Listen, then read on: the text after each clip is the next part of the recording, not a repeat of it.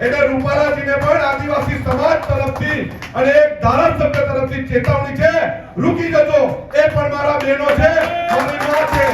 પહેલા નોરતાથી કોંગ્રેસની કાર્યાલય કાર્યરત થયું છે અને અનંતભાઈએ મંચ ઉપરથી કોંગ્રેસના જેટલા પણ કાર્યકર આવ્યા હતા અને એમને સંબોધન કરીને કહ્યું હતું કે રજપૂત સમાજની જે અત્યારે લડાઈ ચાલે છે અને રજપૂત સમાજની બહેનોને જેમ આદિવાસીઓની લડત માટે કોંગ્રેસ હંમેશા તૈયાર હોય છે, અનંતભાઈ તૈયાર હોય છે, તેવી જ રીતે રજપૂત સમાજના માટે પણ એમણે ટેકો અહીંથી જાહેર કર્યો છે અને એમણે કીધું છે કે એમની લડાઈમાં પણ હંમેશા અનંતભાઈ સાથે રહેશે।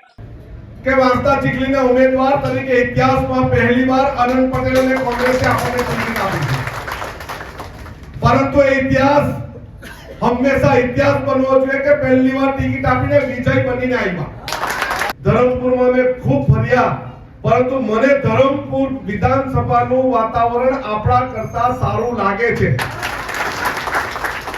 એટલે આપણે નિકુંજભાઈની જોડે પણ વાત થઈ, વલ્લભભાઈ જોડે પણ વાત થઈ કે આપણા કરતા લીડમાં એ લોકો વધી ન જાય તે ધ્યાન રાખજો।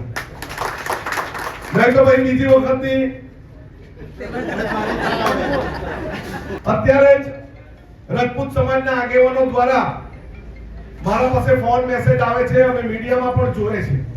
આપણે પણ આદિવાસી સમાજની ખૂબ રેલીઓ કરી, આપણે પણ ઇતર સમાજની બક્ષીબંધ સમાજના પ્રશ્ન માટે ખૂબ દોડ્યા, ખૂબ સામાજિક સાંસ્કૃતિક કાર્યક્રમો કર્યા, પરંતુ કોઈ સમાજની બેન બેટી કે માતા પર કોઈ પણ જાતના આક્ષેપ આપણે કર્યા નથી।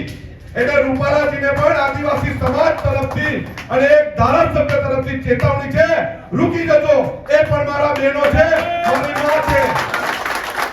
તમે કોઈ બેન બેટીના માટે જો ખરાબ બોલવાનો હોય તો અનંત પટેલ તમારી સામે પણ લડશે અને તમારા પુતળાઓ પર મારશે।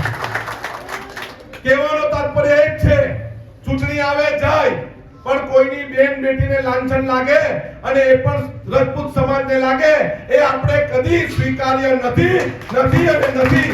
એવું રાજકારણ જે પણ કરશે એના પર્દાફાશ આપણે કરવા માટે તૈયાર છે, એના માટે લડવા માટે તૈયાર છે। સમગ્ર રજપૂત સમાજ, ક્ષત્રિય સમાજને અનંત પટેલ અને એની ટીમનો ટેકો છે। તો આપણે અનંતભાઈને સાથે વાતો કરીએ કે એમનું આગલું સ્ટેન્ડ શું છે। અમારે આગલું એક જ સ્ટેન્ડ છે કે કોઈ પણ સમાજની બેન બેટી માતા હોય એના વિશે અપશબ્દ બોલશો અથવા એમની લાગણી દુભાય એના એવા અપશબ્દ બોલશો એ સાંખી લેવાશે નહીં। અમે પણ આદિવાસી સમાજમાંથી આવીએ છીએ, સાંસ્કૃતિક કાર્યક્રમો કરીએ છીએ, મોટી રેલીઓ પણ કરીએ છીએ, પરંતુ કોઈ પણ સમાજની બેન બેટી વિશે ખરાબ બોલવું એ ખરાબ ચરિત્રની નિશાની છે। અને એ પણ રજપૂત સમાજ કે જેમણે વર્ષો સુધી આપણા બધા જ લોકોની સેવા કરી છે, લોકોની સાથે રહ્યા છે, લોકોની પડખે રહ્યા છે, ત્યારે એ સમાજની બેન બેટીઓ વિશે અભદ્ર ટિપ્પણી કરવી એ ખૂબ ખરાબ છે।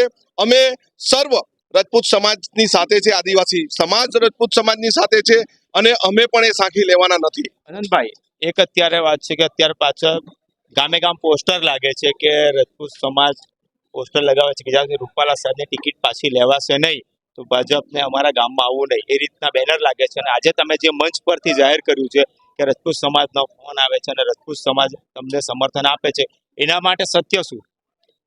રજપૂત સમાજનું જે લાગણી દુભાઈ એના માટે તે આગેવાનો એ કોઈ માંગણી કરતા હોય, ભાજપનો આંતરિક મુદ્દો છે, પરંતુ કોઈ પણ સમાજની બેન બેટી હોય અને કોઈ પણ પક્ષ હોય કે કોઈ પણ સામાજિક પક્ષ હોય, સામાજિક વ્યક્તિ હોય, કોઈ પણ સમાજની દીકરી, કોઈ પણ સમાજની બેન કે કોઈ પણ સમાજની માને આપણે કંઈ પણ અભદ્ર રીતે કહી નહીં શકાય। અને એના માટે જ અમારો પણ રજપૂત સમાજને ટેકો છે। જ્યારે પણ અનંત પટેલ અને એની ટીમની જરૂર પડશે ત્યારે અમે એમની પડખે રહીશું। તો શું રજપૂત સમાજ કોંગ્રેસ તરફ આવવાની વાત વિચારી રહ્યું છે? અમે એવું નથી કહેતા કોંગ્રેસ તરફ આવો, ભાજપ તરફ આવો, ચૂંટણી આજે છે કાલે નથી, પરંતુ જે કોઈ વ્યક્તિ ને કેન્દ્રીય મંત્રી તરીકે રહી ચૂકેલા રૂપાલાજી જ્યારે આવી વાત કરતા હોય ત્યારે સામાન્યમાં સામાન્ય માણસનું બી લોહી ઉકળે કે કોઈની બી બેન બેટી દીકરી માં હોય એના વિશે અભદ્ર ટિપ્પણી ન કરી શકાય। અને એના માટે જ અમે આ સહકાર આપીએ છીએ। રજપૂત સમાજે શું કરવું એ રજપૂત સમાજને ખૂબ સારી રીતે ખબર છે, એટલે પરંતુ એક ટિપ્પણીના વિરોધમાં અનંત પટેલ અને એની ટીમ એમની સાથે રહેશે। અનંતભાઈ, જ્યારે ભાજપ તરફથી નિવેદન આવે છે કે 5 લાખની લીડ પાર કરશું, તો તમારું સપનું કયું છે કે તમે શું કરશો? હવાઈ સપનાની વાતો કરે છે। અમે આખો વિસ્તાર ફરી આવ્યા છે, લોકોમાં ઉમંગ છે, ઉત્સાહ છે, અને લોકો અમારી સાથે જોડાય છે. આંદોલનકારી નેતા તરીકે અમારી છાપ છે, છબી છે.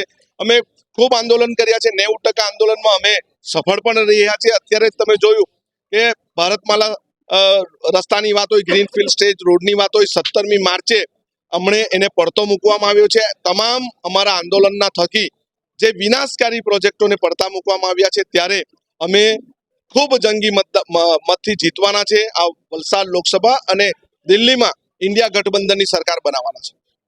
આનંદભાઈ સાથે આપણે વાત કરી. આનંદભાઈને આપણે પૂછ્યું કે જ્યારે રાજપૂત સમાજના લોકોને તમે શું કહેશો, રાજપૂત સમાજ તમારી સાથે જોડાશે, એના માટે પણ વાત પૂછું. ભાઈ, રાજપૂત સમાજ ઉપર છોડ્યું છે, હવે આગામી સમયમાં જોવાનું રહેશે કે રાજપૂત સમાજ શું સ્ટેન્ડ લે છે. આનંદભાઈએ ચોખ્ખું કીધું છે કે અમે અમારી જીત ફાઇનલ છે.